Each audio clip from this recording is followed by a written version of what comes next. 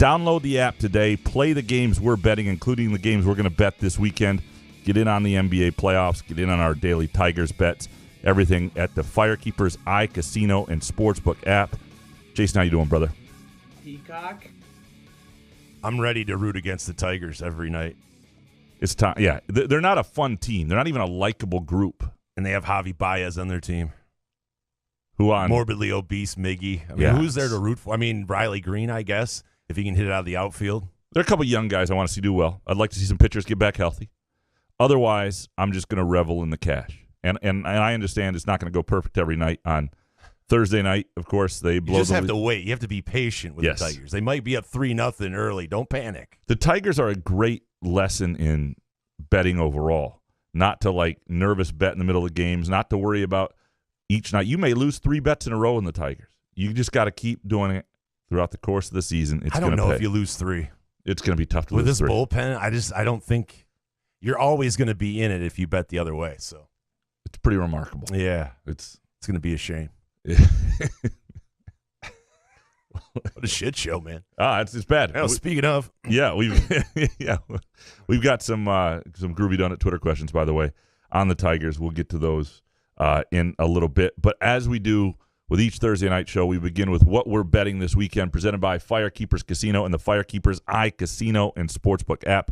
Jason, my friend, what are you betting this weekend? well, it's not going to be this weekend, but we have the NFL draft coming up in a couple weeks. And my friend Jordan, the Michigan fan, don't hold that against him, runs an actually impressive, Graham, you did it last year. Yep. An impressive NFL draft day. It's 100 props, $100. Top 3 spots get paid. If we get 19 people, we usually get 19 people. If it goes over that, we pay 4 or 5 spots. So if you want to join, get a hold of me, get a hold of Graham if you have to, email, however, and we'll hook you up with that. But I got so much stuff going on this weekend. I don't know if I'm going to be able to gamble because I have to be able to watch the game, Graham.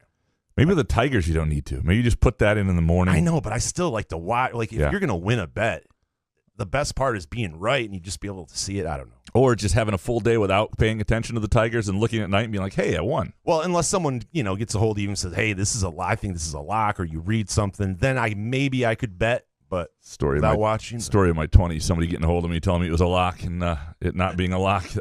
Somebody reputable, not just some Johnny down the street or something. All right, I'm with you. Now, so what I am betting this weekend, I am betting against the Tigers at every single opportunity. Look, that bullpen just makes it, you're never out of it. You're never out of it. Might as well play this. Yeah. It's time for the Detroit Tigers Gambling Update with Gramanito Couch and Jason Lee. Can we submit that for like an MAB award? Get Doug MAB. I also have a couple Premier League bets I like this weekend, naturally. On Saturday at 10 a.m., Crystal Palace versus Southampton. It's a pick'em, minus 114. I think it's pretty good value the way Crystal Palace is playing. That to me is, and I'm going back and forth a little on this, but I do like Everton at home plus 104 against Fulham. They're in a little bit of a relegation fight. They're desperate. Fulham's without its leading scorer. So those are kind of the games. I had been putting Manchester City in like every single parlay known to man. So if they were somehow to lose to Leicester City this week, that would be bad. But it's minus 732 at this point. So at minus 732, I don't know if there's minus 732. Yeah, I don't know if there's a whole lot of value. Yeah, 2009, Graham. Is that what you're saying? Yeah, 2009, Graham, a little bit. All right. Dominic, by the way, tweeted out today something from a very 2009 Graham thing. He was going to bet the Tigers not to make the playoffs, and I think he was putting like $100,000 to win $100, which feels like the safest bet in the history of the world. Actually, right now. What are you going to do with your $100? I know that's you just the have thing. $100,000 tied up for But a while. Can you imagine having $100,000 for any bet on the table? Like what your summer would feel like? I mean, eventually the Tigers would be mathematically out of it and you'd be fine. But you would just fear some like major league style, Cleveland Indians. No. No. I wouldn't. But I would also be bummed knowing I'm only going to get $100 for almost like a full season of sweat because they don't pay out as soon as they're mathematically eliminated, right? Right. And most places don't. For $100? I don't know. They usually take your bet as soon as you've lost it, but they wait to Of pay it course. out for months after you win it. That's Right. usually the standard. Probably not a Firekeepers, though. So download the Firekeepers iCasino and Sportsbook app today, and you can bet the Tigers all weekend in the Premier League with us. Are you ready to dig into these Groovy Donut Twitter questions? Yeah, man. Eric Schultz up first. Do you see MSU basketball as a legitimate national title contender next season? Well, yeah. I mean, in April, I do. There are lots of things we have to see yet, but the formula is there. I mean, there are very few times Izzo has had this. Really, he's never had it quite like this. He's had some times where he's had good freshman classes join established players, but never a group this seasoned with this sort of class. And the closest is probably 2000, the class that came in after the championship with Marcus Taylor and Zach Randolph that joined what was still a really good team that had Charlie Bell at the point and all those guys and went back to the Final Four. And maybe 2008, that group. But there have not been many times, and you just don't get this that often. Doesn't mean there won't be a hole. They won't. And the other thing is you can look at a starting lineup and go, well, that's similar to the lineup they had this year. Is that how much better they're going to be? You're not automatically better. Like, there are things that have to improve, but almost nobody else in the country is going to return a team like that, bringing in what they're bringing in. And so from the onset, they ought to be a title contender. There's lots of things that have to happen, but they ought to be one. Absolutely. Room temperature takes next. What is up with Jaden Akins leaving rumors, and what % chance would you say he returns? What? So Akins is leaving? This sort of fostered itself on Twitter, and some of it just stemmed from, I think, natural curiosity about the idea that a guy who was probably slated to be the heir apparent to the go-to guy at shooting guard was now going to have to wait his turn behind Tyson Walker. He probably 6 months ago didn't think Tyson Walker was returning, and he does, I'm sure, want a bigger role. But he might have had that role last year. I mean, I think they thought he was going to have a bigger role last year. And if he's healthy and sort of incorporated into the offense this year, they want Jaden Akins to blossom. I don't think having Tyson Walker back, I just don't see it. I don't know 100% where the rumors came from. I have not heard anything that he's going. I've not heard that from his dad, or doesn't mean I'm in the loop. It doesn't mean something couldn't be happening behind the scenes. But here's a guy who academics are really important to. He just won some major award at the gala the other night, the academic gala they do for MSU athletics. Here's a guy who Michigan State chose twice over Amani Bates, who dreamed of playing at Michigan State, who starts for them and will start again, and is going to be a huge part of things and can carve out his own. I mean, I don't see, like, for Jaden Akins, what is the value in you go somewhere and you're a bit more of the main guy, but your team might not be as good, and like Jaden Akins can get to the NBA from this lineup next year if he has a good year. There's nothing stopping that, and they're not trying to hold him back. What happened last year was he was out the entire preseason, September and October, when the everything was being formed, and then he missed most of November and part of December. And so you're talking about the offense, and he kind of had to fit himself in, and he got better and better as the season went along. But I just think that the rumors started with the idea that this is probably not something he expected. And you're saying you're not in the loop? No, I'm saying saying if Jaden Akins is talking to his dad, he's like, man, I should probably tell Graham. I'm saying it's possible. I'm not 100% in the loop. Like, things could change, but I have not heard anything, and I'm not entirely not plugged in either, is what I'm saying. But isn't this going to happen, when you have that much talent coming together, there's going to be rumors or people think they know something. We're going to deal with this from now on, right, because of the NIL and transfer portal stuff. Yeah, I mean, look, I every year, and at some point it'll be true. At some point they'll lose 2-3 guys in a year, because that's just the way it's going to be now. Izzo brought this up yesterday, how much more transactional it is now, and he prefers it to be relationship-based. And this team he has, I think, speaks to, and I wrote a column on this today, on just it speaks to how he's been able to keep this group because of the relationships, because they know he has their back, because of the time he puts in with them. And it speaks to a lot of the things that people don't necessarily see or think about Izzo sometimes, or at least rival fan bases and whatnot. But there will be a point where they do lose some guys. There's just no way around it. And his hope is that they can find a middle ground. But he's going to have to adjust. And this may be the last group where he gets it this sweet. Where everybody else in the country pretty much is dealing with it, and even the elite schools, and he's been able to skirt around it, it appears, at least for the time being. Next one from Room Temp Takes. Is this a top 5 roster on paper of the Izzo era? Don't coach my team. It's a good question. So, top 5 roster, I would go, you have to give the 2000 team the win, right? They won the title. I think the 99 team is there. I think the 2014 team is there. And we're talking about it could develop into that. But those teams had guys who were All-Americans and proven, I think, at an even higher level to some degree. Well, maybe not the 14 team yet from the 2013 year, which might be the most similar thing. That team made a Sweet 16, and then the next year was pretty elite. But you can argue it, certainly on paper, that it has a chance to be. The real question is, I don't think they have anybody as good as Cassius Winston. I don't think they have anybody as proven as Denzel Valentine was as a senior.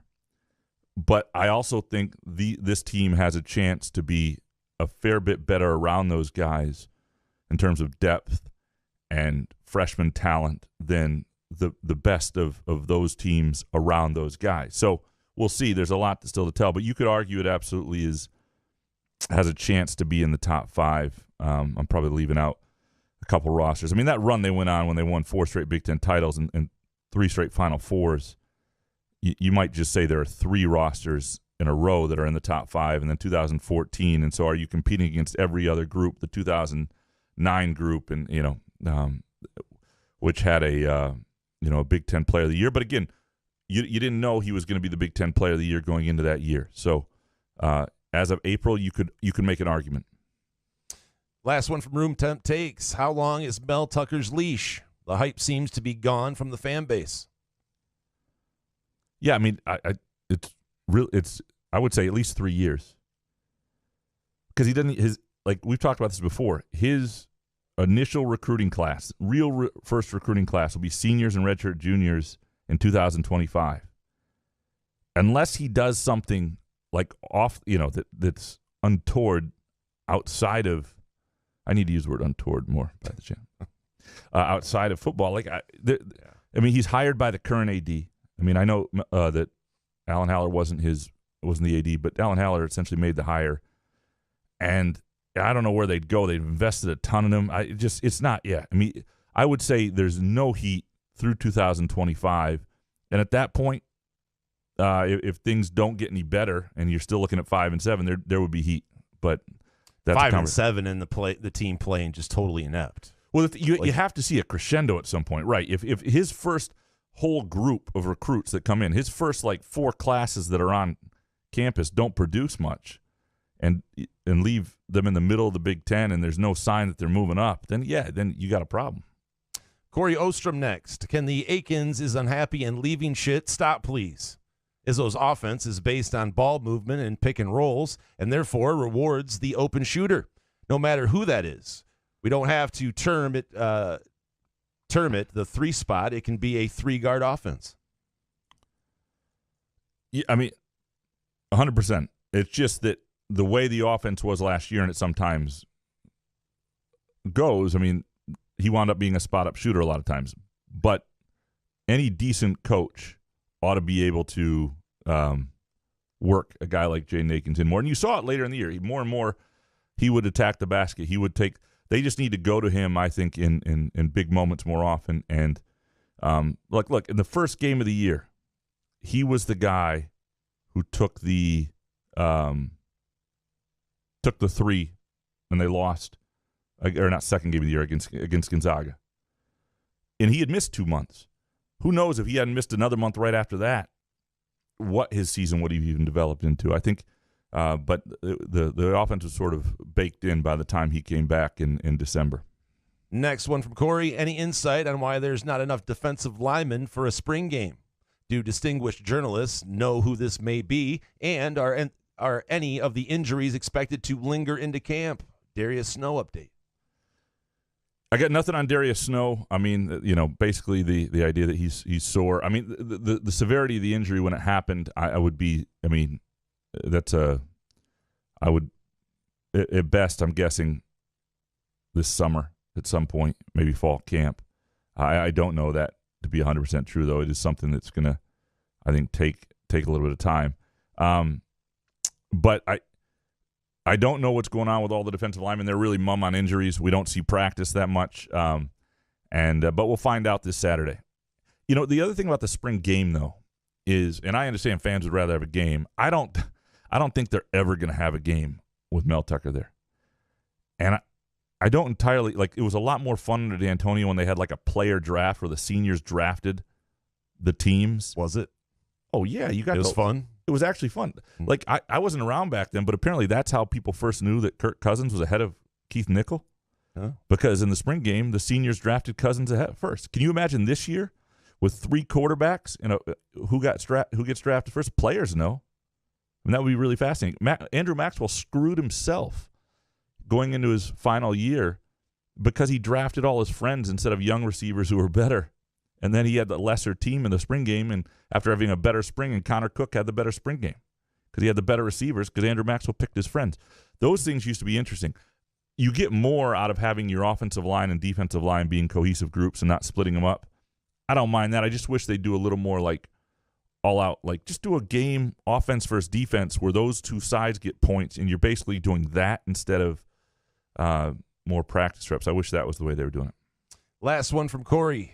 Greetings from Panama City Beach, the Redneck Riviera in Graham's favorite state of Florida. Is there hope for America? Sure is. Incredible diversity down here and genuine kindness being shown by any and all. I know that doesn't fit the narrative, but it makes me feel good. There are good people everywhere. Just a lot of shitty politicians a lot of places, right? And when you look at young people, it'll all be fixed in 40 years. We just won't be around to see it. The world will be great. Thank God. I mean, everybody will be looking at their phone and probably lazy as shit, but ideologically, things will be better. Matt Venny next. Assuming every player stays healthy all season, if MSU underachieves next year by not winning the Big Ten and getting eliminated in the first round of the NCAA tournament, would that signify the official beginning of the end of the Izzo era?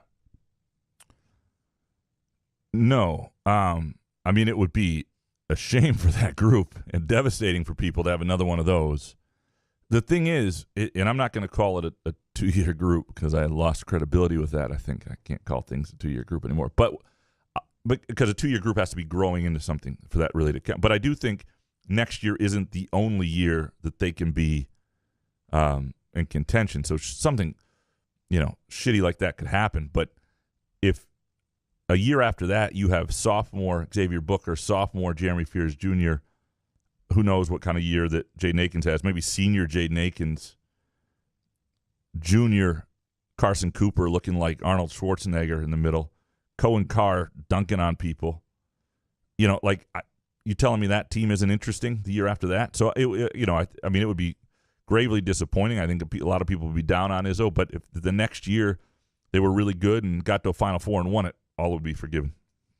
Next one from Matt. Have either of you had a player on a team you rooted for that you hated so much it disgusted you to watch them only for them to redeem themselves toward the end of their tenure? Mine is Connor Hayward. I'm sure a lot of MSU fans would say Joey Hauser. Has there ever been somebody who you totally reversed course on? I mean, Javi Baez. Used to like and now can't stand. No, I can't say I used to like him. I never did, so. Yeah. I don't know. I'm trying to think of somebody because when I was a kid, those grudges stayed. I mean, Kenny Goins. I mean, I probably, gambling related, said some things I didn't mean, and then at the end, it was nice to see him persevere, prosper. Yeah, to me, I think about those. I had some the NBA rivals to the bad boys, Jordan and Magic. I mean, Magic's from freaking Lansing. I did not like Magic in the 80s when they were beating up the Pistons. I didn't like Jordan. Those are guys that I turned. They weren't really on my team, but You didn't love Jordan?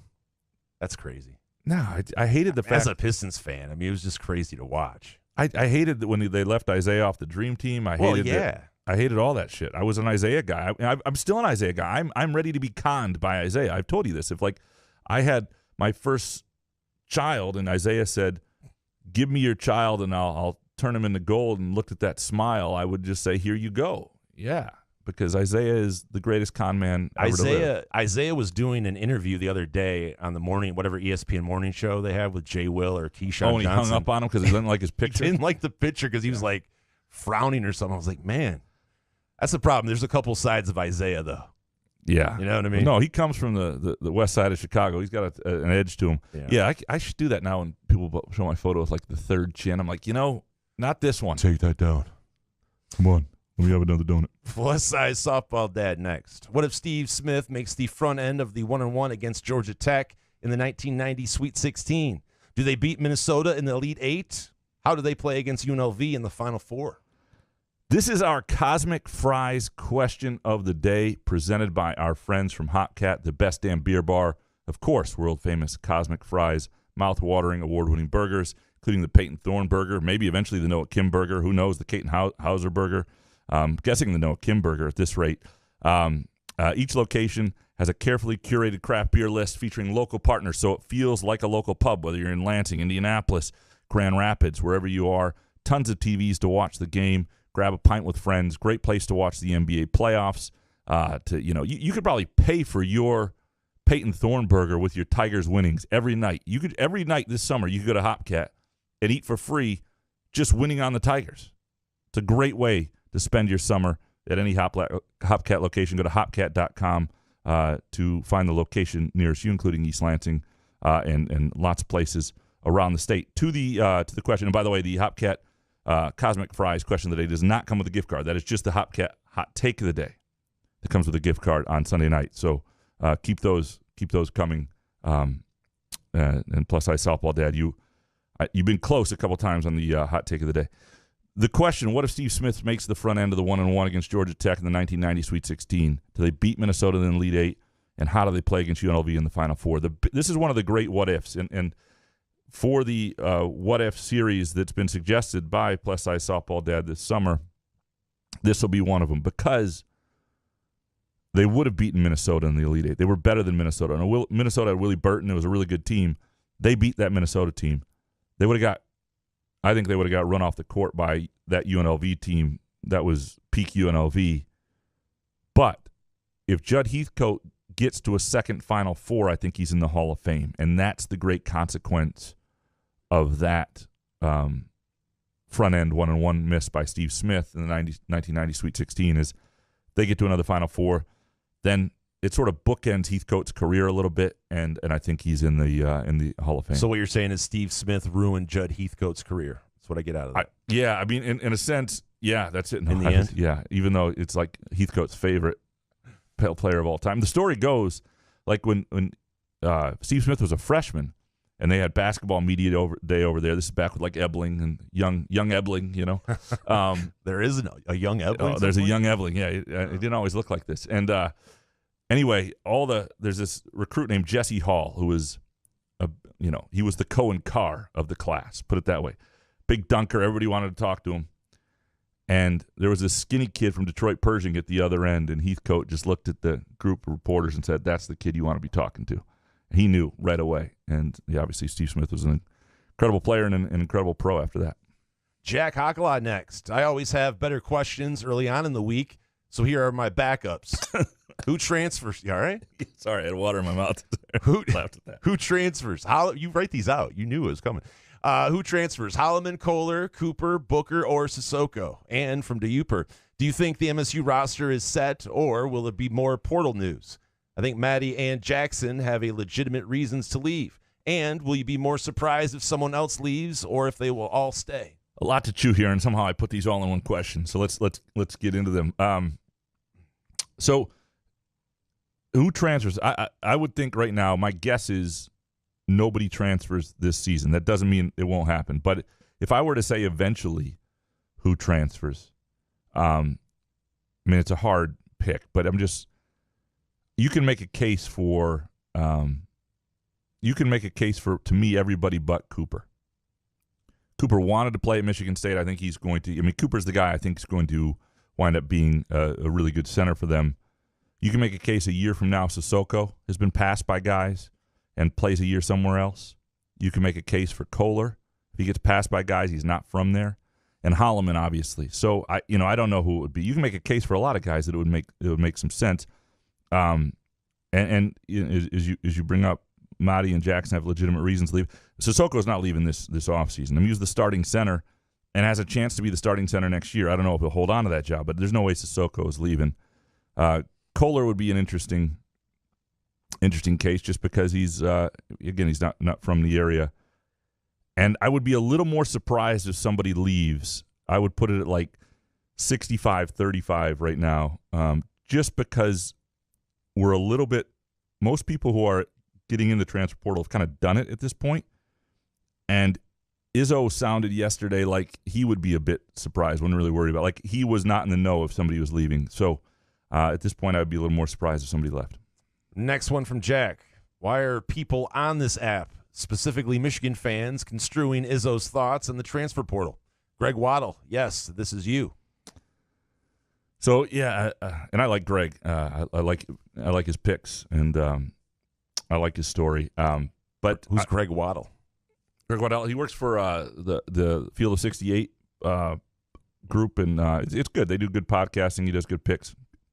Seems like a good guy. Michigan fan. I think he's a Michigan State grad, but not 100% sure. Yeah, but this is what people do, though. I mean, rival fan bases get after their rivals. I mean, if Juwan Howard does something stupid, Michigan State fans aren't going to like lay low and be like, "Oh, that's a shame. Let's do something else. Watch a Hallmark movie or something." Nick Palmer next. Do you think AJ Hinch will just quit? What do you think? No, there's too much money, right? I don't think he would just. I don't know. It's a lot. I wouldn't blame him. That's the problem if he wants to head out, especially after today. I mean, how can you deal with Javi Baez and Miggy in the same lineup? I mean, holy hell. I mean, there is a Skymint commercial to be had right now for these Tigers and a guy like AJ Hinch. Like first of all, Skymint has some amazing deals going on right now, and some incredible deals going on this weekend. If you go to Skymint and sign up for their emails, they'll send you something right now, including like you can choose 50% off your entire purchase or $20 off. You just click on the thing they send you, log into your wallet, and redeem for your free weed. And, of course, they also have the countdown to 420 with daily prizes, including the 1 year of free weed that you can register at any Skymint location throughout Michigan. Go to skymint.com to see the location nearest you. And if you're a first-time buyer, they'll probably have a better deal than this. So you'll probably get this deal, but you can always use the Couch and the Rube promo code Couch and Rube 20 for 20% off. What if Hinch just lit up in the post game, just answering questions, just sparked one? I mean, that's what. Hand me that pre-roll. Yeah, I mean, that's what a modern day Jim Leland would have done without question. Dan next. Who ranks higher on the ass meter, college refs or Javi Baez? They're both up there right now. It's college refs, but Javi Baez is just right underneath that. Recency bias is putting Javi Baez in the same category for sure. Preston Zantello next. What is the legal betting age? I might have to start betting against the Tigers to get me through the baseball season.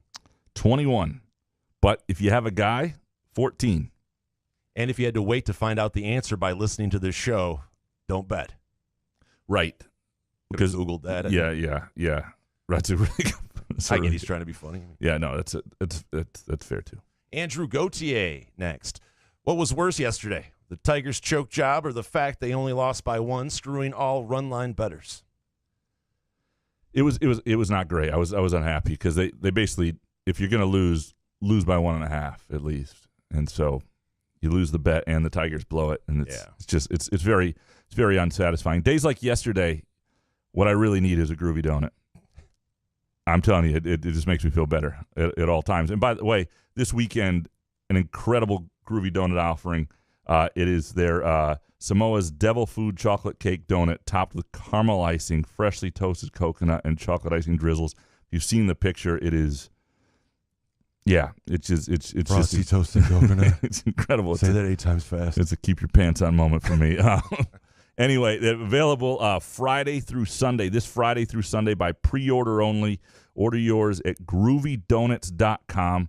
Click on the online store, and they have 2 locations on Lake Lansing Road in East Lansing and also Williamson. They're open 7 a.m. every Thursday through Sunday. They've got some great offerings in the coming weeks as well, which we'll talk about later, including some fritters and, some great stuff ahead. It sucked last night. It just sucked. Every time they win, actually, it's going to feel. Well, there's only a reason we watch, right?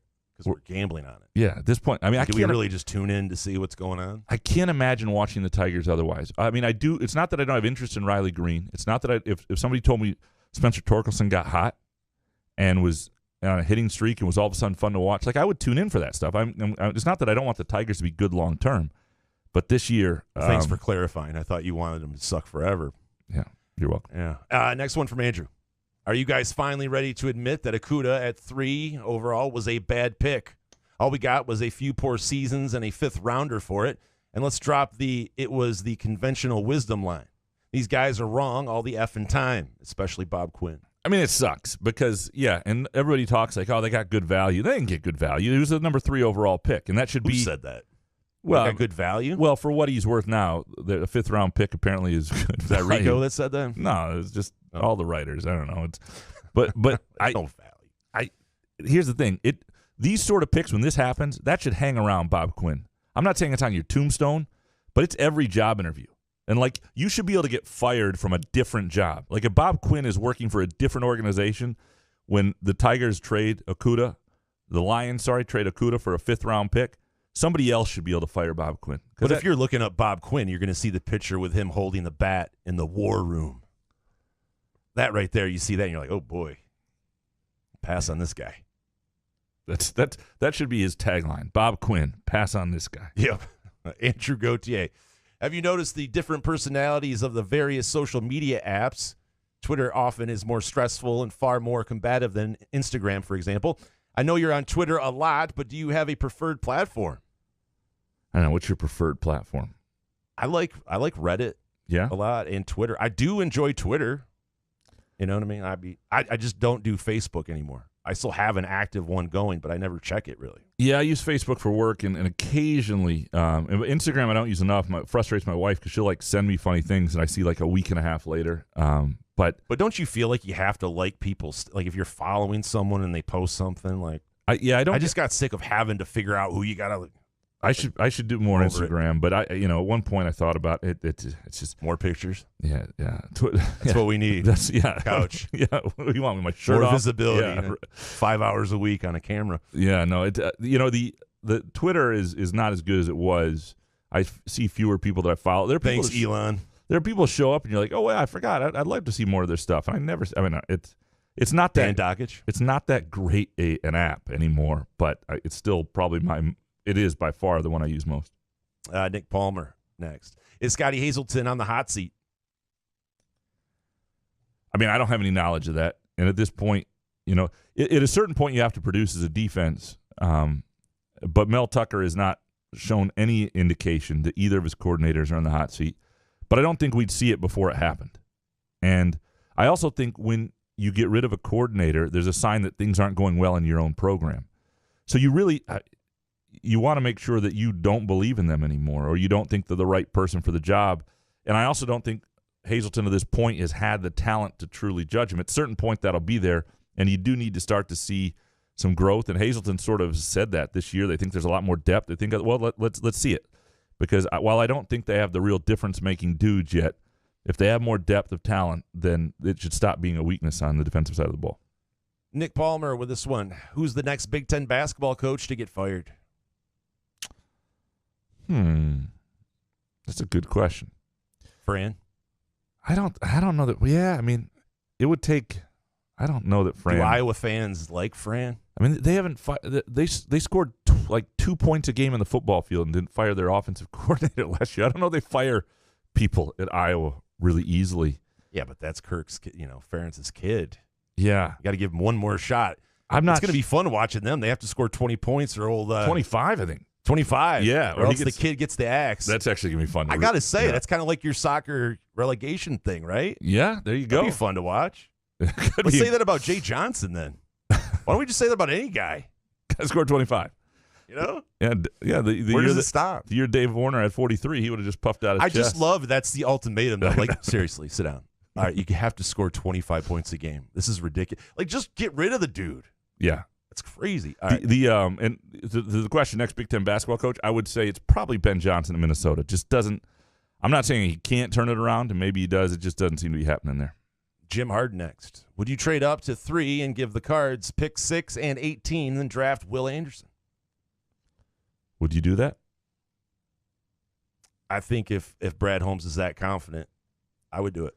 I would be okay with it. Yeah, I mean, you want difference makers, and at a certain point in every draft, there's a drop off, or there's a guy that's just different than other guys, and it's worth an extra pick to get him. Ideally, you wouldn't have to give up an extra first round pick to move up 3 spots, and somebody would fall to you. But if they think he's that guy, at this point, there's still nothing that Holmes has done to make me not like this isn't the Stan Van Gundy of the Lions, where all you're like, oh God, don't let him. Don't you even have to let hear him talk about the sport you were watching him ruin for you forever. Don't let him make the Matt pick. Millen. Shit. Next one from Jim Harden. Can we, as Tiger fans, wait until next year when all the starting pitching comes back from Tommy John surgery? It does suck. I mean, let's start cutting these kids open in high school and preemptively give them Tommy John. Apparently, everybody has it now. Why do we draft pitchers? I mean, to me, I like what the Cubs did, and I know it didn't work. But you draft position players, you build around guys who play every day, and then you spend your free agent money on like 3 or 4 year contracts with starters. Maybe you have a pitcher or 2 you draft. That would be the way I would build through an organization. I'd want everyday players through the draft. I'd sign my pitchers. And remember, there's no salary cap. So that's not an issue if you want to be a baseball owner. There should be no problem to sign pitchers. I'm not saying you give them long contracts, but to pay them a fair bit of money for the season shouldn't be an issue. You know what's impressive is that you tell that same take the 75th time as if you did it the first time. That's impressive. Imagine being like me, I'll be like, yeah, you guys have probably heard this before, but then go into my thing. You just barrel right into it as if we heard it for the first time. Imagine being my wife. Jesus. The stories I tell. Imagine being a long-term Couch in the Rube listener. Do a shot every time you hear that. Well, that's why that's why our partnership with Skyman is so good, because you really can't do this show without it. You're getting good at that too. Tim Stout would be proud. Jim Harden. Malik Hall as 6th man makes sense. He then can come in at 3rd, 3 or 4. Can Izzo talk him into being the next Morris Peterson? Well, he's not the next Morris Peterson. I mean, there are different types of players, and Morris Peterson didn't do that his final year. That was a sophomore. I guess it was his junior year too, because they still had Jason Klein. So Hall is gonna start, and Hall has sort of paid his dues as a guy who's done a lot of platooning in his career, and he'll have to do some of this, and he may be the guy who ultimately does that if it makes sense to have Xavier Booker, in the starting lineup or whatever, and becomes a guy who does it. I don't think he'll start the year that way, and we'll see if it makes sense. My guess is he'll be a guy who's willing to do that. Mike Scott next. One question. If I don't do weed, never eat donuts, don't wear plaid, never come to dinner in the Lansing area, and do my online betting through a casino not headquartered in West Michigan, am I a bad Couch in the Rube listener? There's no such thing. Yes. There's no such thing. No, you are. You are the worst listener we have. Congrats. You don't win a gift card. Not for that one, at least. Yeah. Why isn't he at the bottom? Isn't that where we put all the shitty ones? That's not true at all. Actually, just your guy. That's what you said. No, there's like 7 or 8 people that I mix them up. By the way, if you're in the bottom of the show, the show has to if the bottom 8 people sucked, the show would suck. Like this isn't like radio. People are supposed to listen to the entire podcast. So you want you come back to topics, you mix them up. If you're in the bottom of the show, that's not an insult. You're carrying an important part of the show. I know. I was just kidding. Jay Riemenschneider next. Do you think these recent conference commissioner hires of CEO and media types, not college football only types, is a good thing? Especially seeing that TV and money are basically running college football and college football is running college sports. I think 2 things on this. I'm sort of going to Graham Stout it here. I don't know in the sense that, like, they've already gotten the TV deal done, so is there great value in now? But it wouldn't shock me, okay? Well, the thing I do like about outsiders, just like the NCAA president being an outsider, the new NCAA president, is that I think a lot of people come into college athletics and are like, wait a sec, you do it like this? That's stupid. And I do think college athletics is a venture that needs a lot of outside leadership these days. And so from that standpoint, I like it. Next one from Jay. Some Michigan talkers think the basketball roster is worse because of losing scoring, post offense, and players who came up together, while others say it's better by getting older players, more dynamic with Caleb Love's potential, and maybe a better team chemistry. What say you? We don't know yet. I don't think anything is ideal. Losing, Hunter Dickinson, although we don't know what 100% he'll decide yet. And the problem Michigan has right now, and it's a lot of programs have it. I think there's just too much turnover, and I think continuity matters. I think culture matters, and it's hard to sustain when you're losing guys. And I think some of the decisions to sort of recruit over point guards in the transfer portal, is sort of the beginning of that. And yeah, but the ultimate problem, I think, I've said this before, I think Jet Howard is the worst player on their team. I think Jet Howard is the worst player of the Juwan Howard era in terms of what he did to that organization and the trajectory of things. And they went to the NIT because of him. And the lack of accountability that Juwan Howard had as a coach with him. So those are all things you got to fix. But I don't know. Caleb Love is a wildly entertaining player. He can be a frustrating as hell player. It'll be an interesting chemistry mix. They do have some talent next year. I don't think they'll be awful. I think it's too early to know. And if they make the NCAA tournament, it's better. Next one from Jay. For 3 years, we've seen Hunter Dickinson's personality and playing growth or non-growth, however you look at it. With all the good and the bad he is, do you think Michigan would be better with or without him next year after all the portal moves? With him. Hunter Dickinson is, he may do some things that rub people the wrong way, and he may not be a perfect player defensively in certain realms, but have they replaced him yet? Well, you'd have to say right now they would be better with him. They've got a really good backup center, young center, but I do think you're talking about a guy who's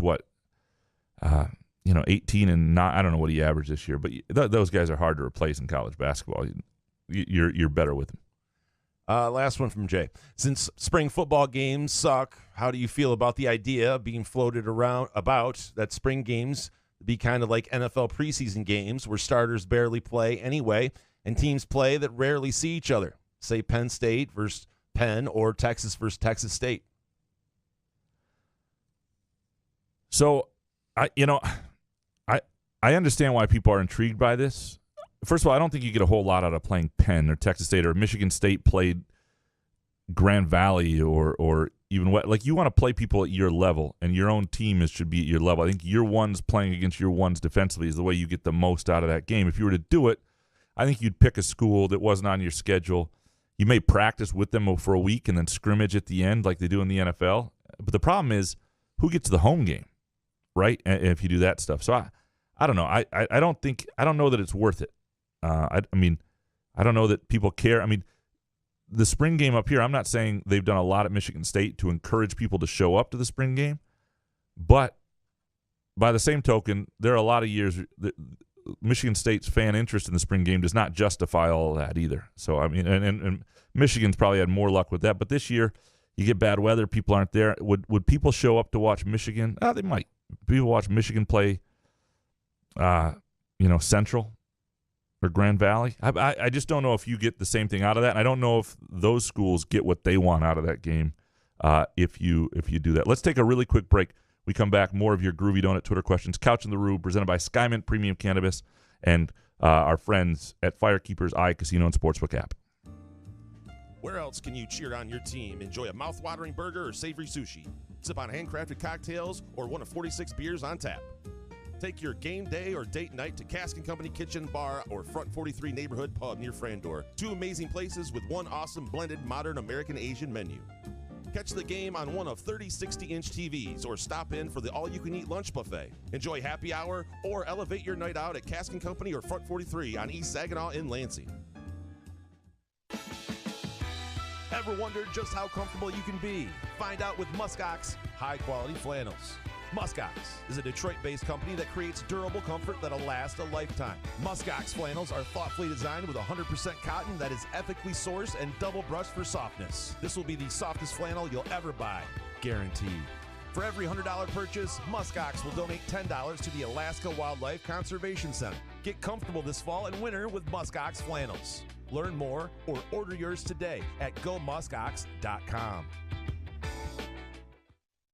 Christmas is around the corner and beautiful jewelry is on her Christmas list. So where will you go to buy that gorgeous diamond ring or that sparkly diamond necklace or that incredible diamond bracelet? Medawar Jewelers' 4 locations by the Lansing Mall by Meridian Mall in Jackson and in Portage have the largest selection and the latest designs of beautiful jewelry that she's been dreaming of. If an engagement ring is on your mind, come into Medawar Jewelers and let our professional staff explain to you all about natural and lab-created diamonds. Our diamonds are set by master jewelers whose passion for their art shows so clearly in each and every piece. So, for that perfect gift that's on her Christmas list, come into Medawar's by the Lansing Mall by Meridian Mall in Jackson and in Portage, and we'll help you find it.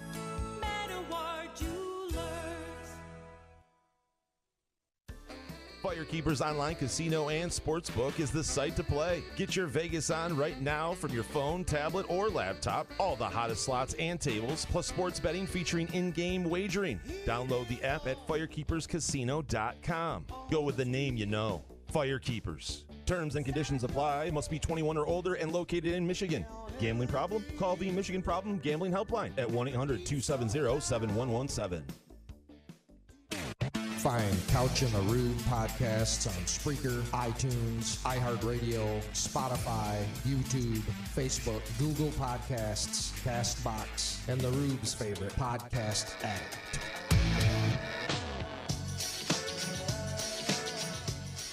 Couch in the Roof, presented by Skymint Premium Cannabis, and our Thursday night show brought to you by our friends at Firekeepers Casino and the Firekeepers iCasino and Sportsbook app. Back to your Groovy Donut Twitter questions. G.E. Miller, MSU Hoops, 200 minutes across 12 guys. What's the minute per player breakdown? All right, here we go. A.J. Hogard, 28. Tyson Walker, 28. Jaden Akins, 28. Malik Hall, 25. Jeremy Fears Jr., 17. Xavier Booker, 17. Carson Cooper, 17. Mady Sissoko, 13. Cohen Carr, 12. Kohler, 8. That puts you at 191. So that gives you an idea of it.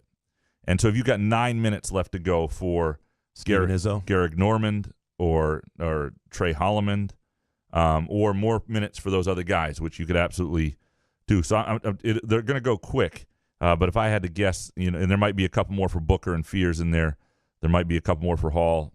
Carr, Walker, yeah, any of those guys could. But I would say that would be my way to go, with 9 minutes of wiggle room to give. And I think Garrick Normand and Trey Holloman, just based on, look, and anybody could have a big summer and surprise. But that would be my way of splitting up the minutes between those, what is that? 1, 2, 3, 4, 5, 6, 7, 8, 9, 10 guys with let's revisit this after Moneyball. Oh, after Moneyball, but Garrick Normand, 40 minutes. Everybody else, just give him the ball. Next one from GE. Any truth to the rumor of one of the MSU recruits being unhappy with Hall's return? Who is it, and could he ask out of his NIL? I have not seen that rumor. I mean, obviously, if it's a forward, probably. I would guess it's not, Jeremy Fears Jr. And I don't know that it's true. You could always ask out of your NLI, and I think they would probably grant it. LNI, sorry, I said NIL. Yeah, there's jumbled around. Yeah, it's too many of the same letters. I have not heard that rumor. I'm sure that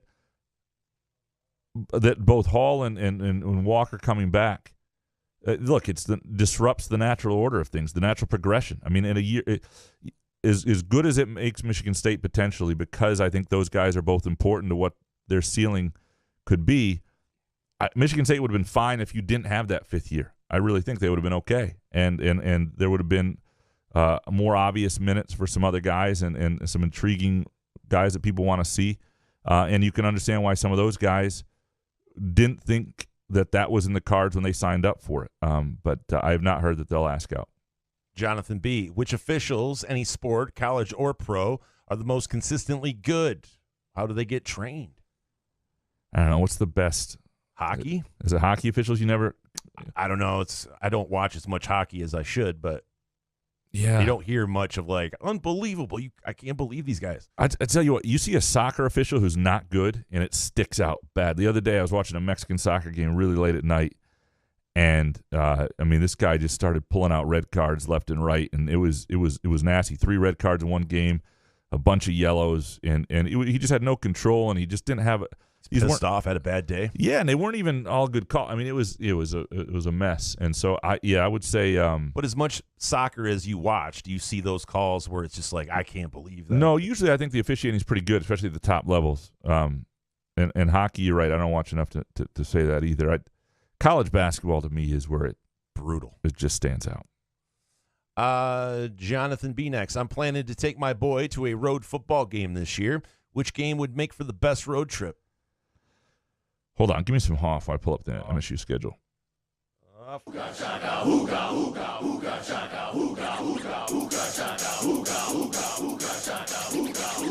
can't stop this feeling deep inside of me. So there's a few things to consider here. One is hotels and sort of the cool experience of being in the town where it's happening. Like, I love Bloomington, Indiana. I think the tailgating, the whole vibe in Bloomington's amazing. At this point, getting a hotel there is like $600 a night. So if it's really a special one-time thing, once you find out if it's a night or day game and which end do you want to stay on and all that, then shell it out. But it's tough. And Iowa City's the same way. It's like, but you can stay in, Cedar Rapids or something like that. Very cool college town, cool stadiums. There are other places where it's easier. And, they play at Minneapolis if you want to get on a flight, spend some time in Minnesota. But to me, just college town-wise, Indiana would be a fun weekend, although that's pretty late in the year. It could be cold, November 18th. So you may wait till, if you're going late, maybe some things open up. But Iowa on September 30th would be the one I would recommend. Just incredible college football atmosphere and cool stadium, great town. And if you can find a place to stay somewhat nearby, would be a cool trip. And it's depending where you're from, it's drivable. It's like 6 hours from here. It's doable. It's a long trip, but it's a fun road trip. Quite the sales pitch on Minnesota there. Yeah, I try. I want to go. Professor next. If you only got to travel to one game, are you going to Palm Springs to watch MSU play Arizona or to Chicago for the entire Champions Classic, including MSU versus Duke? This really depends where you are and what you like. Palm Springs is pretty nice. It is Thanksgiving Day, so there are other factors. Do you want to get away from your family? It's a great excuse for that. Are you going to have to take your family? Much more expensive. Do you like to golf? Great place for golf. And like Chicago is a fun city, but if you do it all the time, you may not think it's all that amazing. But you get 2 games for one night. So Palm Springs is the answer. Especially it gets you out of, for me, it gets me out of all the Thanksgiving hosting and all that stuff, and yeah, it's fantastic. Professor, with this one, how often are you each recognized in public by your adoring fans? Have you had any weird interactions? Jason, why don't you take this to start? What? I don't get recognized in public. That's not true. I really don't. I couldn't tell you the last time I was. Thank God. But have you had any weird interactions? I don't leave Ovid. There was someone at the last live show we did at Firekeepers, and he just kind of looked me up and down and asked me questions about everything I was wearing. Nice gentleman. Did you say who he was? No, and I'm bad with names. I would never. Okay. I need guys like One Ball Baney. Right, One Ball. I remember that. Yeah. This guy was probably Jeff or something, but no, it was kind of nice. But I'm not gonna lie, it was kind of weird. Okay. Like we got done with I was wearing like a necklace thing. He was asking about that. What's up with the shirt? So everybody has been really cool though. So yeah, I'll say what's been fascinating for me is I get more people come up to me about this show nowadays than they do my writing. Which don't let the LSJ hear that. Yeah, which tells you my writing isn't that good.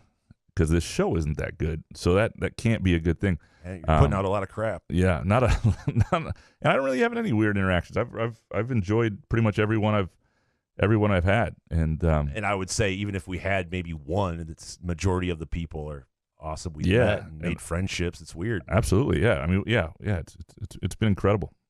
Next one from Spartan 18770. How much panic will there be on Spartan Twitter when Izzo and the guys come out of the gate slow next season? There'll be some, massive panic. There'll be some murmuring. It depends on what the thing is. If what they'll have though is young guys still that people can hope that grow into other roles, and you can always, if Jeremy Fears is if Hogard's struggling and Fears is the starting point guard in January, people will be okay. They'll just want adjustments made. But yeah, there will definitely be, the expectations are going to be sky high that they're back as an elite program. And the thing is, they're going to face other elite teams. Like, they're not going to be perfect. And even in those years where they've been an elite team, they've lost some of those games. I'm not talking about Michigan. Spartan, Graham, if MSU wins the Big Ten championship in football next year, will you get a Tuck Coming chest tattoo? I'm not getting the word coming on my chest, that's for sure. Well, it's spelled C-O-M-I-N. Yeah, it's true. That's true. Get your head out of the gutter for a second. Sorry. No. Put a bullseye on there underneath. No, yeah, not gonna do it. It would. I mean, because I don't think it's gonna happen. But on the off chance it would, like, I could not live my life. $100,000 to win 100. Yeah, just not. I mean, I don't look. They got a much better chance of winning the Big Ten championship than the Tigers do of making the playoffs. So I would not take that bet. Too much at risk. Next one from Spartan. Jason, for the next batch of Couch in the Roof shirts, can we have one that has Graham's top 5 dumbest takes? Ooh. It'll fit on one shirt. Do people want to wear that around though? Yeah. I mean, it's kind of funnier. I don't know. Where would it be funny? On a poster, maybe? Would you want to wear a Graham's terrible take shirt? What? Sure. Trees fired up. Couch on fire next. Wembyama, or Cohen Carr? Which player is Graham more skeptical about? Well, I mean, it's at different levels, obviously. And I'm not skeptical of Cohen Carr as much as I just haven't seen anything yet. I mean, I just seen him dunk, and I know Cohen Carr is a sort of like Caton Hauser in the sense that what does that mean? Nobody's seen him yet do anything. I've seen film. Other than his dunks, what has he done?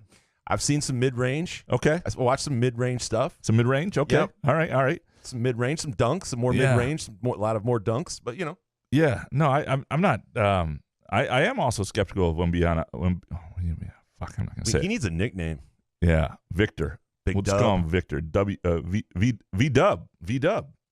Yeah. That's not catchy. What do you mean? That Volkswagen made a whole thing out of it, the V-Dub. V-Dub? Yeah. No? Nah. Okay. Yeah, give me, you know what? I'll give me Wembanyama. More skeptical, yeah.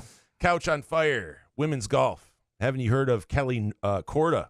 Still on the brink of being the next U.S. superstar while recovering her form after last year's blood clot. I actually have taken some shit for my lack of knowledge on the LPGA Tour and done a little bit of research, and I did probably so no name more than another I thought. one. I can't. Kelly Norda and I can't do it. But I Nancy take some shit. Lopez.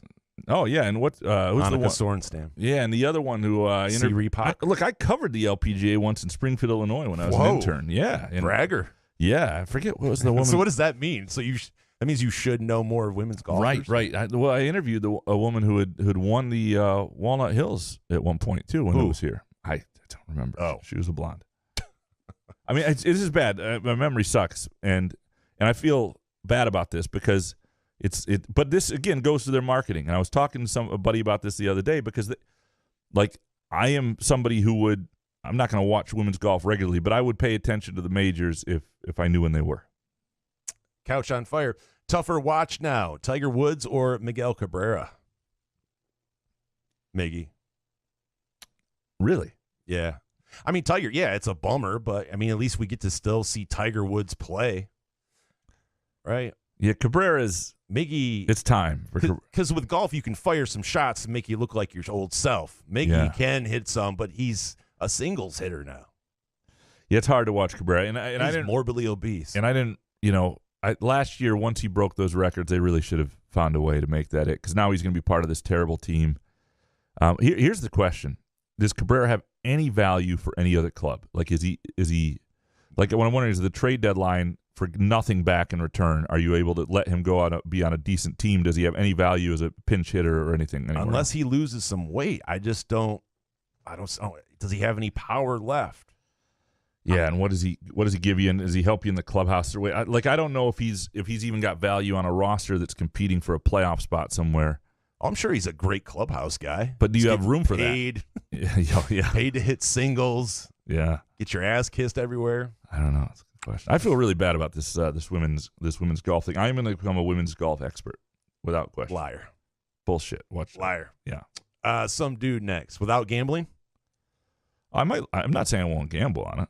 No, I'm saying that's the only way you could get interested in it is if you started gambling. Well, there's no way you could watch it without gambling. Oh, we'll see. I mean, buy it. Look, I mean the tour leader right now is Yu-Jin Sung. Oh, this is a leaderboard of their one thing right now. Never mind. I'm just gonna shut the fuck up. Yeah, that's Jesus Christ. Some dude next in all of sports coverage and or game watching. If you could select a person forever that you would never have to see or hear from again, who would it be? I have Gene fucking Steratore, the dumbass former official, put on to tell me that the dumbass in-game officials are doing a great job. Good guys can be included. All right, somebody you'd never have to see or hear from again. I can't say that I enjoy when Dockich still pops up on my Twitter feed or anything like that. Oh, yeah, because he signed some deal with Outkick or something. So, I saw that. Jason Whitlock would be up there, too. But I'm trying to think somebody that, like, is... But you can ignore them. Yeah, I'm trying to think people are regularly part of my sphere, so to speak, that I would be, like, thrilled if I never freaking heard from them again, or if it was an athlete. I mean, there have been athletes that I've been like, yeah, I'm kind of glad they're done, but nobody that, I was like, God, that was... What about Tim Stout? Would you mind if he went away? I don't have a problem with Tim Stout. I don't either, but it's just time. What are we doing here? The guy's 75 years old. He's loaded. He's rich. What are you doing? You're reading $5 ads.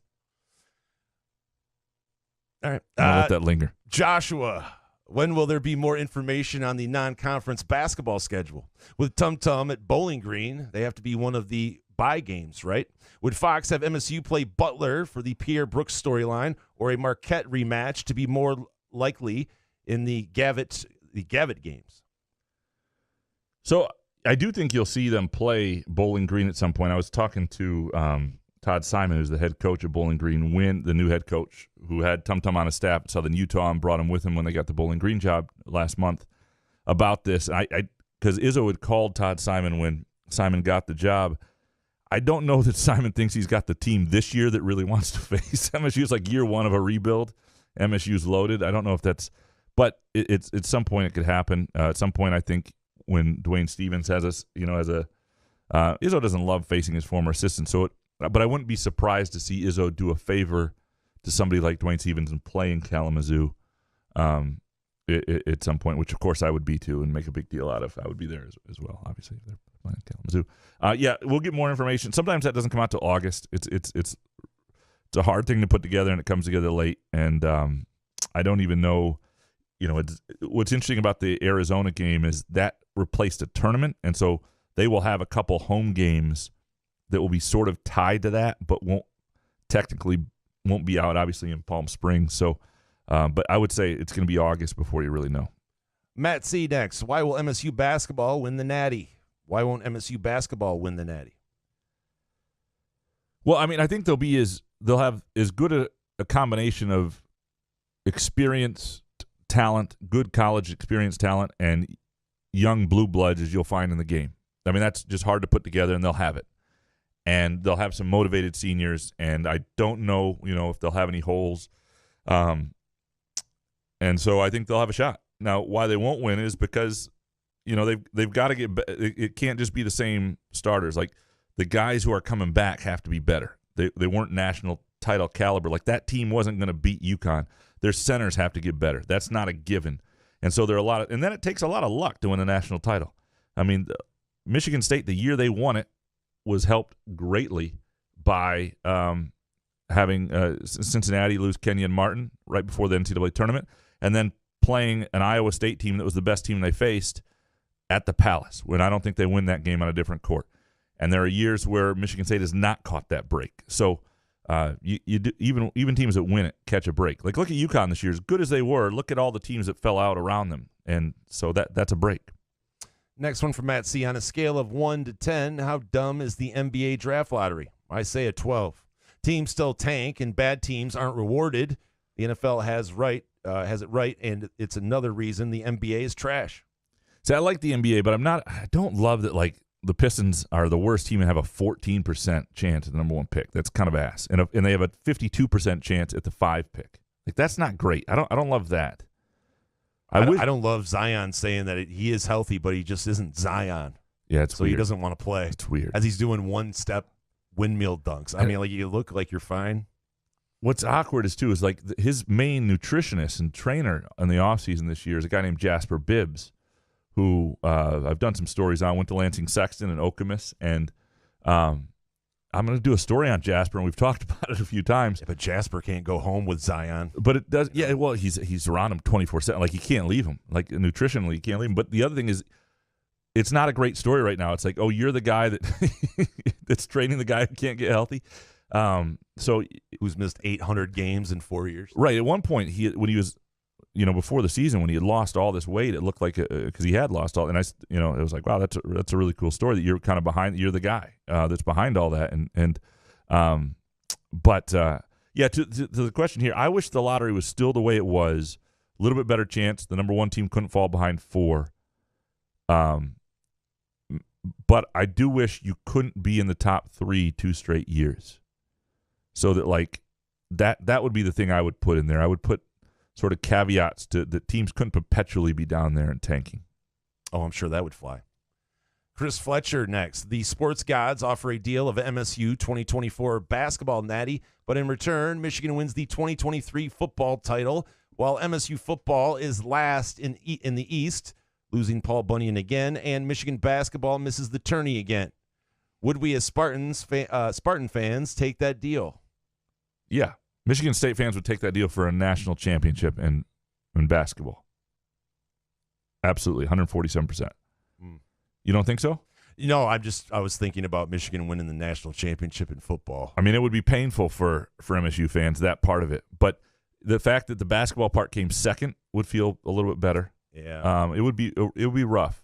But I think both parties would sign up for that. As painful as parts of it would be, the joy. If you're not willing to sign up for that to get the national title, then sort of what are you doing here? Like, I mean, you have to. I mean, it's a good question. It's Hopcat worthy here, but I think Michigan State fans would. Football going last in the East, and the one thing is, though, at least if you're going to lose all out, be horrible. Football, I guess. Mr. Benjen, you can add one former Spartan from the last 20 years to the Pistons team next year. All you know is the MSU players' collegiate history, and they'd come in as a rookie with no NBA experience. Who would it be? So last 20 years is 2000, coming out of 2003 and beyond. And not knowing what they would become in the NBA. So you're not taking Draymond because you didn't know that was going to happen. You'd probably take, I don't know, would you take Jaren Jackson? He might be the defensive player of the year this year in the NBA already. He's young, long. I mean, I would probably say Jaren Jackson would make the most sense as that guy. Next one from Bo. Do you think Darius Snow will ever be the same player? I don't know. I mean, sometimes guys bounce back from knee injuries. This was a pretty severe one. But it's a good question. Sometimes guys are never the same. Sometimes they are. Depends how well they push it. And I once knew a guy, I covered Western Michigan, by the way, Kalamazoo, and this is like 2005, 6, 7, who Daryl Copeland was his name. And tore an ACL, and as the coaches told me, he did not push through the parts where you have to push through. Like, it's painful sometimes. You got to push through it, and he was never quite as quick and never really played again. You assume that Snow will do everything possible to get there, but sometimes injuries don't respond. Bo, with this one, MSU signs 2 great classes, and Freep headline says, MSU losing recruiting firepower. Do you think it's a mystery why MSU fans feel the way they do? That headline would never be written about Michigan changing recruiting coordinators. Headlines need to be better. I don't know. I mean, I didn't see that headline. And, the thing is, though, MSU did trumpet out Khalif as their guy, and so you can't back off it when you lose him and say, well, it didn't matter entirely.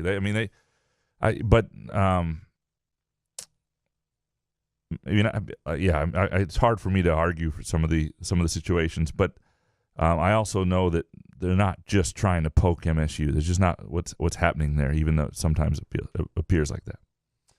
Next one from Bo. Am I wrong for finding the MSU propaganda account annoying? I didn't. Who is it? Yeah, no, I do think I don't know who he is in real life 100%, but in his account, there's no doubt the propaganda stuff's over the top, but he calls himself the propaganda guy. And it feels like state-run Chinese, North Korean propaganda sometimes. It's a little over the top. It is absolutely annoying. I find all propaganda annoying. And the overwhelming optimism would not be my way of doing things, but he's got lots of people who are with him, so not everybody feels that way. But you're not wrong. No, absolutely. Dark Mantonio, has Izzo ever had a transfer end up being the best player on their team like Walker is now? I'm trying to think of that.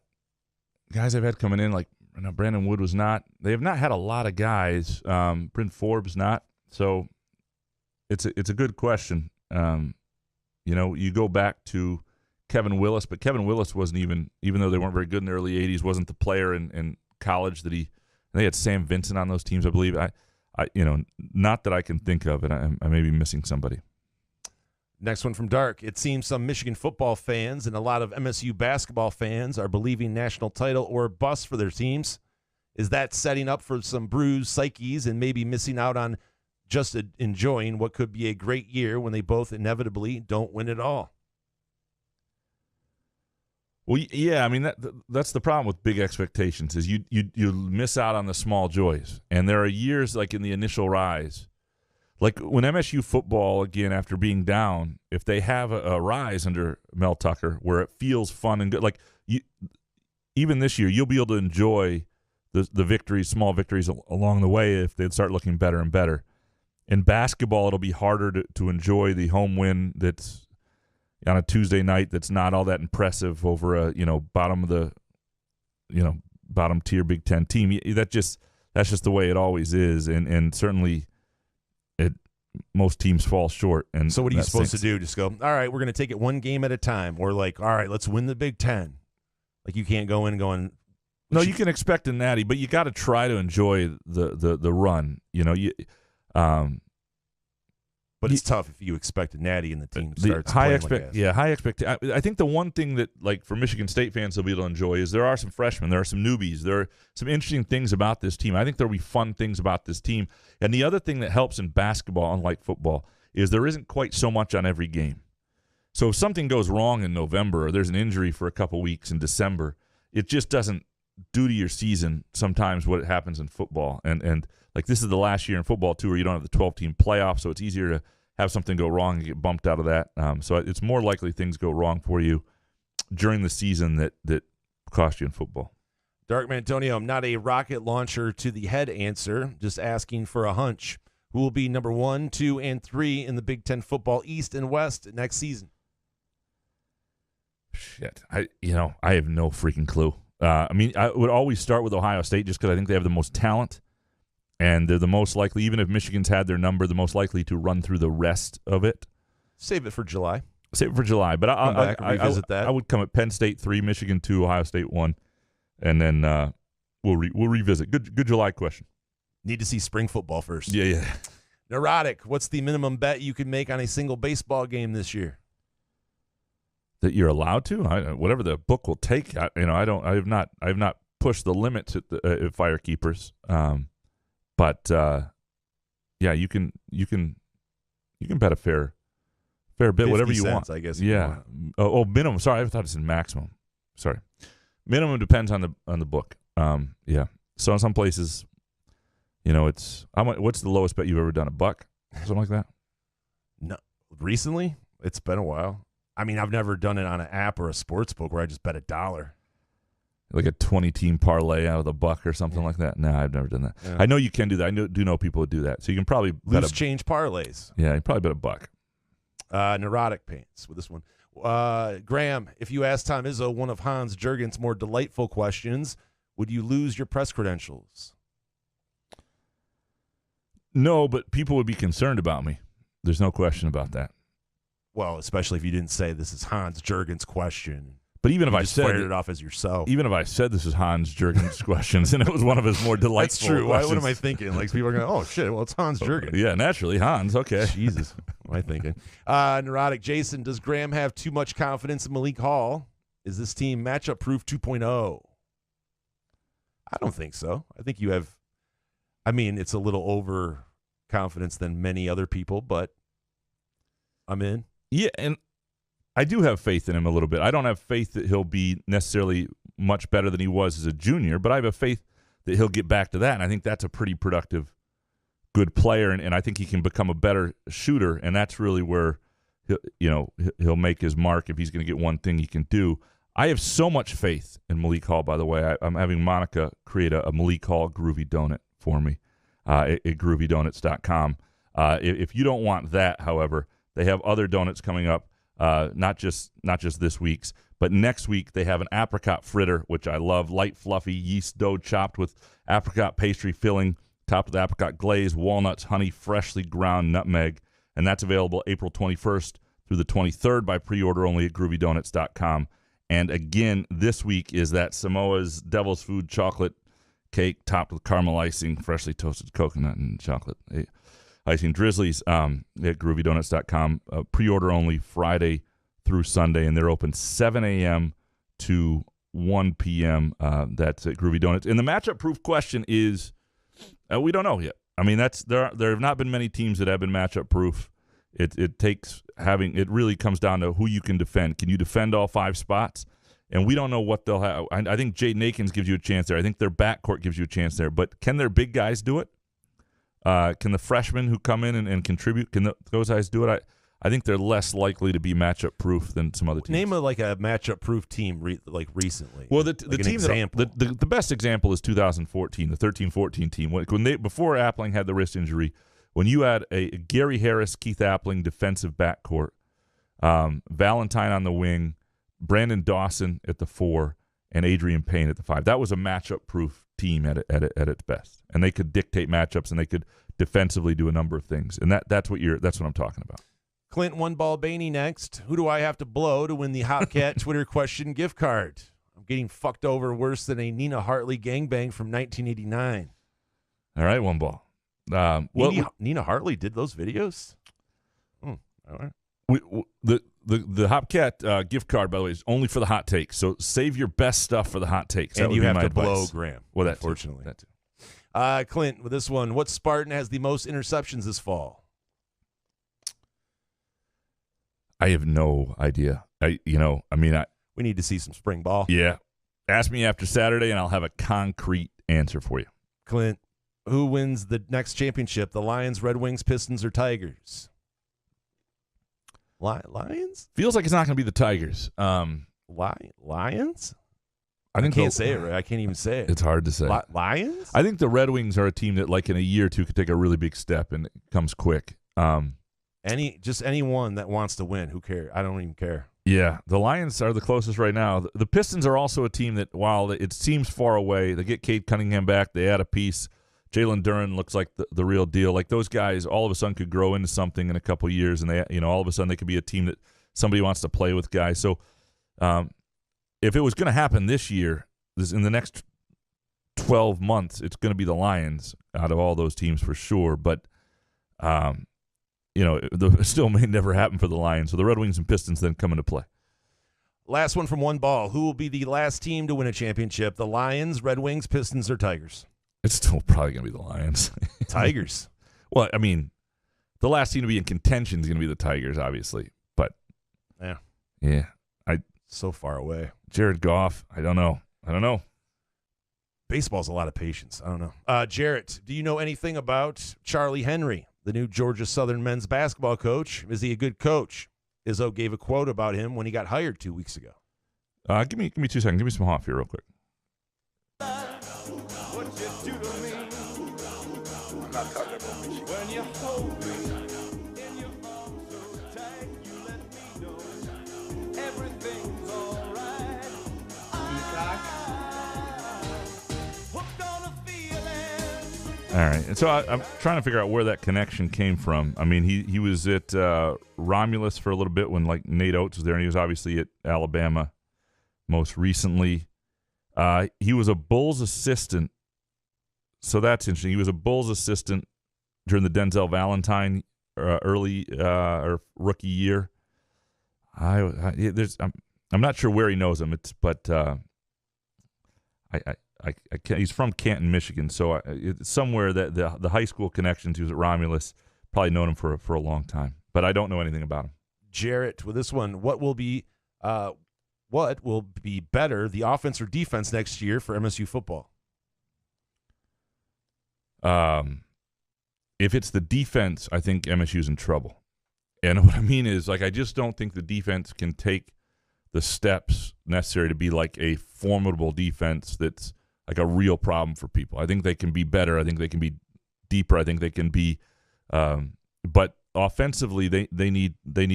If they're going to win games, they need it to go. And I think they have the playmakers for that potentially to happen. We'll find out about the quarterback play. And, of course, the big questions up front where they seem to have better depth, but we still don't know either. Tyrone Couch next. One of the teachers at my school was talking about bagels. I said, according to Graham, they are bagels. She said that made her think of a nutsack. I'll use the long A bagel, please. Boggles. That's bagels. Vagas. Or bagels, right? You say Vagas and boggles. Bagels. Bagels. Cut that in post. Jesus. Tyrone Couch, Panthers or Lions? Which teams is more ass when it comes to drafting? I know the answer. I don't know. Are the Panthers notoriously ass when it comes to drafting?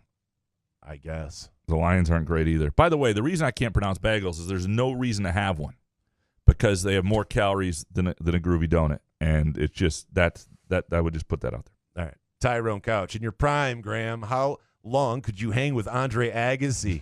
I would have taken one serve and quit.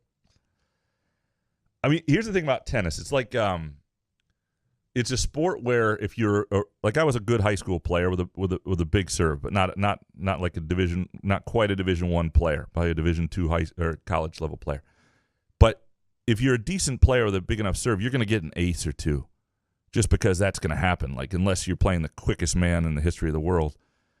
So if I played a set against Andre Agassi, I might get like 3 points. I might get like 2 aces and one really good return, but I would. That's what you're telling yourself, huh? I'm pretty sure I could. I'm telling you right now. That answer should have started with no. No, I couldn't. The thing you have to remember know about tennis players, and it's like if you watch them up close at that level, it's remarkable how close the ball comes to over the net and how the consistency.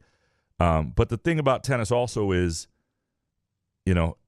it's just to get a point is just one good shot with a forehand, and my forehand has a lot of good shots. Hey, Graham, do you think you could hang with Andre Agassi in your prime? Well, here's the funny thing about tennis. That's how he starts it off. It's unbelievable.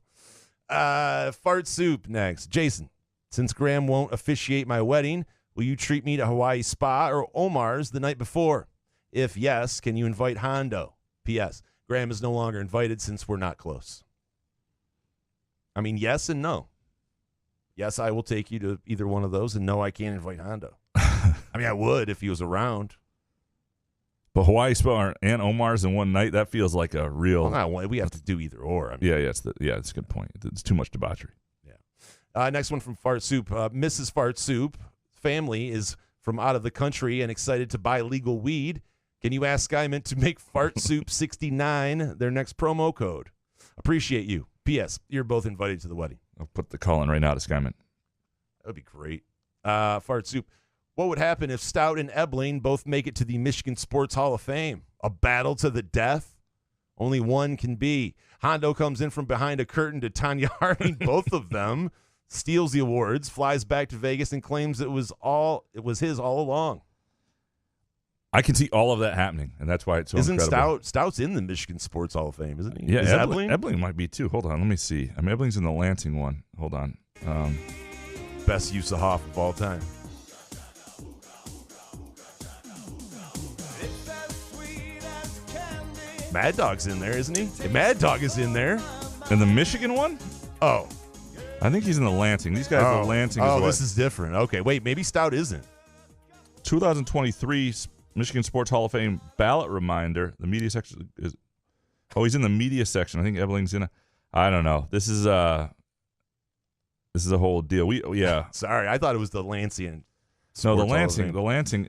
Lansing. Everybody but Mike Ingram, the guy who's been LCC's coach since like for 35 years, is in there. I mean, it's fucked up, man. Like I refuse. Like every year, they're like, "Are you going to write a story about the Hall of Fame?" I'm like, "Nope, not until Mike Ingram's in. I just won't do it. I just won't fucking do it. I'm sorry." Like, Couch in the Rube, you're up next. whatever You're nominated. whatever the issue is, I know the guy has a bit of an issue with him, but whatever it is, until Mike Ingram is in the Hall of Fame, maybe I need to nominate him myself. I will not acknowledge it exists. Oh, there's a beef. Okay. Maybe there's it just doesn't make any. It has to be a beef. It doesn't make any sense. I mean, they were both at LCC for a long time. It does not make any. I mean, Mike Ingram. I mean, you're Lansing Community College's basketball coach who's won 6. He's in the JUCO Basketball Hall of Fame, Yeah, there's a beef. and he can't make the Lansing Hall of Fame. That's just bullshit. Right about the beef. I'd read Well, that. that's the only thing I would write about the Hall of Fame. Hans Jurgens. Do your fellow sports writers listen to the show? What do they think of me? You're somebody we talk about pretty regularly, yeah, you come up. I was just talking with Matt Charbonneau about you today. Oh, okay. This is we just got. Jeff Ewer just sent me this tweet from the Michigan Sports Hall of Fame. The Michigan Sports Hall of Fame 2023 ballot is now open for the public vote. It includes Ebling and Stout. Uh-oh. Oh, shit. Oh, fantastic. Can we go? Oh, fantastic. How much is it a plate? Oh, man. This is too good. Really? Too good. Oh, man. Hans. MSU basketball has all kinds of depth. Shouldn't Izzo run a trap next year to make teams waste time bringing the ball up the court? Well, you certainly got to maximize your depth. And to me, that means, that you got to get after people. You got to play guys. I mean, he'll talk about this year they didn't run as much because he didn't think they were as conditioned because they were, worried about playing guys too many minutes, and guys did play too many minutes. I mean, there is no excuse for any of that. Like, there's no excuse for playing tired next year when you have the roster they should have. Next one from Hans. Is there any type of meat you would eat over a donut? Ooh. I mean, I like meatballs, for sure. Like, I mean, that would be dangerous. Like, if you put just a tray of like 75 meatballs in front of me, I might not stop till I died. But You have to be in a probably not. mood for either one, though, right? Like, you wouldn't be able to. Yeah. Like, if I was like Sweet really or thinking savory. about some sort of meat or something, like I would be out of the donut realm, vice versa. Like, my fear and also my dream is to show up at an all-you-can-eat buffet and they have like meatballs because I wouldn't eat anything else. I'm sure there is a buffet that has I should that. look that up. Cool. Last one from Hans. Is having sex with a robot cheating? I'll defer to you here. No. Okay. It's there you go. weird. It has to be weird, though. It has right? to be weird. These You started guys with that it's use, weird. And then you said, No, I'm saying, though, the guys that use, you have to use those certain things. They have molds of these things, right? It's just like after you're done, you have to just look at yourself and go, Jesus. You sound like a man who's been through this. No, I have never tried. I would definitely tell that story if I tried one of those things. I appreciate that. That was- Yeah. Jake Hawkins next. How much of a factor do you think Noah Kim will be in MSU football's quarterback competition? It's a good question. I mean, I don't think he's completely out of it. Ebling actually asked a good question. Not actually, I didn't mean like he doesn't ask a good question. Ebling About asked, time.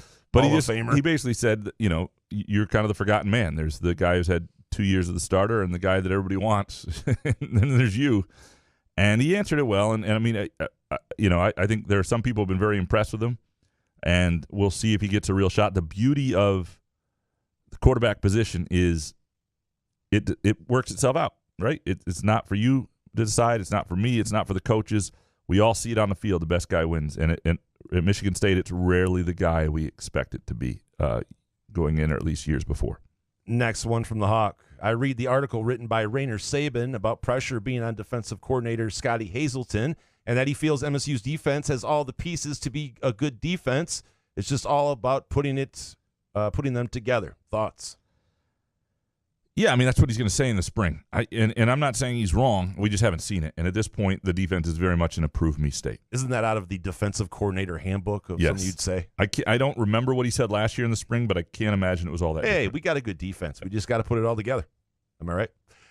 Jake, aside from hitting the weight room to develop mass and strength, what more can Madi Sissoko do to hone and develop his basketball skills? Just play. I mean, hands. I mean, lots of hands drills to try and get his hands as good. He's never going to be natural with that. But to me, it's play. I mean, it's play all the pickup games and with your teammates, all the practice with them, money ball. Go to the playground with Hawk and have him throw some alley oops to Madi. Show up and play in the old man's game at the MAC or the Y because like those guys know the game and just keep getting a feel for the game. That's what I would do. Next one from the Hawk. What exactly is the meaning of sweat equity? It's basically experience. It's sweat. It's basically when you've been through things, you put in your time so that things matter to you, and you've taken a pummeling, and so now it's your turn to pummel other people. You know, you've been through it. In other words, that's sweat equity.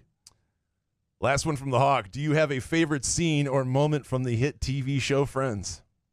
What's your favorite moment from Friends? I don't know, but I'm guessing the Hawk is watching some Friends. It's always on. Is it Nick on at Night. Netflix? It's on Nick at Night all the time. I watch it sometimes while I'm doing the dishes. I'm not saying I didn't watch it back in the day, but I don't remember my favorite moment. Yeah, I mean, I watched it a fair bit recently. When I was watching the end, I watched the final episode again, which I liked, and is a Hallmark movie. And naturally, I like the romantic comedy. Like I loved that Ross and Rachel wound up together. Spoiler, by the way, but I mean, Is it better than New Girl? No, New Girl's way better. Friends is not better. No, New Girl's way better. Wow, way better. That's crazy. Upper Deck Jerk Guy, what's the weirdest dream you remember? You got a weird dream you remember? Dude, it was a couple days ago, and I had that dream of being in an airplane, and it was heading right toward, like I felt, it was so vivid, and I felt like the feeling you would feel before you would crash in a plane. I'm guessing, right? And I woke up, I go, what the fuck? Like it blurted it out. Like it's weird. That's incredible. I know, but it was really vivid. I had the whole feeling like someone was next to me yelling, and it was just like you knew, like the feeling in your gut when you drop like a roller coaster. I was like, man, I'm going to die. Like, what is this? And I wake up. You got a flight booked anytime soon? No. Okay, good. No. Stay off those planes. Yeah. Yeah. Get a bus like Madden Cruiser. Jerk Guy. Barring injuries, can next year's basketball team win a natty? Sure. It absolutely could. But will it? Who the hell knows? I mean, like we said before, that all the ingredients in April are kind of there for an intriguing team that can be in contention. But you don't know who else is going to be there. And the thing you don't know is, like UConn at the end of this year looked really good. Well, how is there another elite team next year? Are there 2 or 3 that make it a harder challenge? So, and then what do these guys become, and how does it all come together? But in April, yes. Jerk Guy. Are there any stories you've embargoed for the spring game? All of them. I haven't written anything yet. No. No. I mean, I am. You know, I make fun of my spring football desire to watch it quite often, but I am looking forward to the spring game. There are things I want to see, and I've done some pre-reporting for a couple column ideas, and so you'll read them after the spring game. Next one from the Jerk Guy. How fast can Rube say she sells seashells by the seashore? That sounded about 2.3 seconds. Yeah, there you go. Jerk Guy, can you prove that you were never abducted by aliens? Cannot prove it. But I haven't been probed. Isn't that what you have to do? Is that how they meet tell? Up with aliens? Yeah, that's always the thing. You go up in the spaceship, you get probed. Okay. All right. There we go. We'll leave you with that. Yeah. We appreciate Groovy Donuts. Go to groovydonuts.com to place your pre-orders. If you just want a donut this weekend, swing on by 7 a.m. to 1 p.m. at Lake Lansing Road in East Lansing or in Williamston. We appreciate Firekeepers and the Firekeepers iCasino and Sportsbook app. Download the app. Bet against the Tigers, although the Tigers won tonight, so we're out of some cash again. But that means they'll lose tomorrow. That's the beauty of the Tigers. There's no way they win 2 in a row. Just it's almost impossible. Just jinx that. And we appreciate SkyMint. Go to skymint.com for specials to sign up for their emails. It's worth it.